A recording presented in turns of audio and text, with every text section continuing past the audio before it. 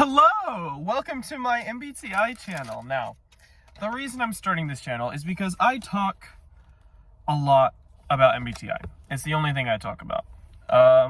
It's the only thing that I can go on for hours talking about. There's a few other things, but MBTI is something that I can do because I love MBTI. It is incredible, it's amazing, it's wonderful, and I feel like people need to understand that MBTI, real MBTI, scientific MBTI, that's factually proven, is different from the 16 personalities test. And pretty much any test you'll take online, there's a few that are decent at finding what your type possibly could be, which is the Saki-Norva test. But other than that, you need to understand the cognitive functions, and that's what we're doing today. We're doing a lesson on the cognitive functions. So I went to Target, I bought this. Is this an eraser? I don't think so. But I went to Target, I bought this just for the simple fact that I'm just so excited to do this. Because I finally get to talk to myself. I should probably focus on the camera, huh? Yeah, that's a better idea.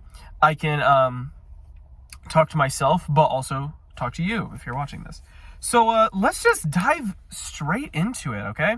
So today's just the basics. We're just going over the very, very basics. I'm not sure if I'll explain what each of these mean. Maybe I will.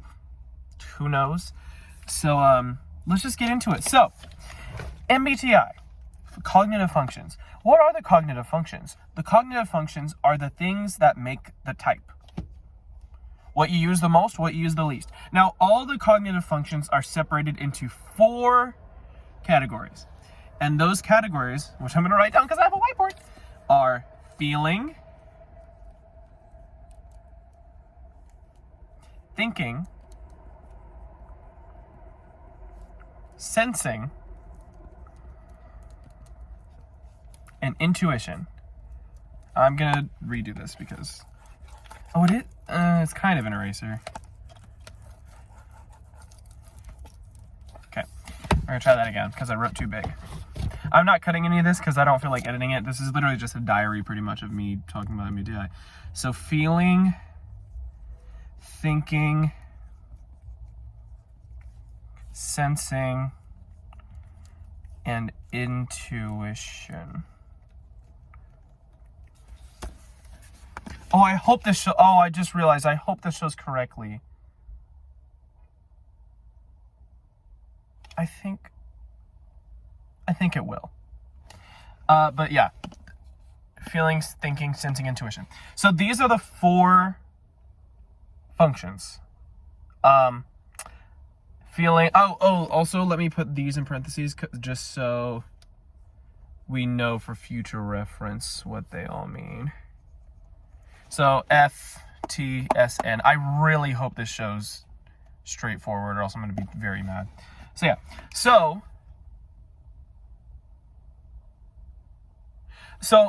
These are the 4 functions that people use. Do you use feeling the most? Do you use thinking the most? Do you use sensing the most? Do you use intuition the most? Oh, something I forgot to mention. The letters MBTI, they do not matter. The letters, the extroversion, introverted, sense, intuitive, think, feel, judge, perceive. I don't know how to explain this. Those are not important. This is important. So feeling, thinking, sensing, intuition, FN, and... So, okay, anyway, 4 categories. They can either be extroverted or introverted, creating 8 different functions. So, for example, they can either be extroverted or introverted. So what that means is with feeling, you can either be an extroverted, so the small e is extroverted, and then the big F is whatever category it's in. So you can either have FE or FI, extroverted feeling or introverted feeling. You cannot have both. Now, this is getting into a little tricky territory. You can have both. You do have both, but for the basic lesson, we're just going to focus on the main 4, meaning you can only have one. You can only have one of each. We'll get into the specifics later. I'm not going to do that right now. So either extroverted feeling or introverted feeling. I can erase this because y'all know what that means. Extroverted thinking, introverted thinking. I hope that you can see that. Extroverted sensing. Extroverted sensing, introverted sensing, extroverted intuition, introverted intuition. These are the functions. These are what makes your MBTI type. Now,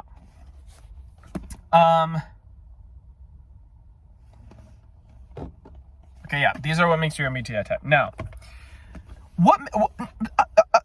it's fairly simple. What makes your type is how much you use each of these functions. Now, you always use a lot of a function and then slightly less, etc. But you do use all 8 functions. So far, we're only going to focus on the main 4. So, the main 4.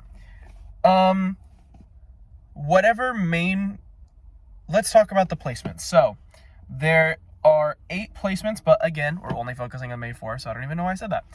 Oh, hold on, someone's pulling in right next to me. Let me draw boxes while this person pulls in. Okay, box number 1, box number 2, box number 3, and box number 4. So, your first slot is the one you use the most. It is your hero function. Let's write that down. Hero function. It is your hero function. Your hero function is what... Your hero function is what you use the most, and it's also something you use unconsciously. So it's something that it comes natural to you because you use it the most. Obviously, it comes natural to you. It's unnatural. It's natural. Use it unconsciously. It's pretty much what saves you in a lot of situations. It's how you go about life. It's you. And that's the hero function. Your parent function is the next function. Parent. So your parent function, I don't know if I should keep this up here or not. Your parent function, look at the camera. Your parent function is your second one you use the most. It's not much more responsible. It's more responsible than the hero, just because the hero can get cocky. That's, again, getting into deeper territories, but the hero can get cocky. Your parent is the most responsible function. You use it consciously, like you're aware that you're using it, but it's very responsible, and you're very, very good at using it. So realistically, the only difference between the hero and the parent is the parent could do it consciously, while the hero, it just comes natural. But, yeah. Next up is the child. The one you use the most. Now, the one you use the third most. This one is, realistically though, this one is probably the one you're going to use the most. That's not true. It's the one that you enjoy using the most because it's a child. Like, fun to play with, fun to go around, do things, all this type of stuff. Very innocent, very childlike, very playful. You love using the child function. The issue with the child function is that it's very immature, so they're not going to use it very responsibly. We'll get into examples later, but yeah, that's pretty much the child function. And now finally, the inferior function. The inferior function is pretty simple. It's just where your insecurity lies. It's what makes you triggered. Yeah, it's what makes you triggered.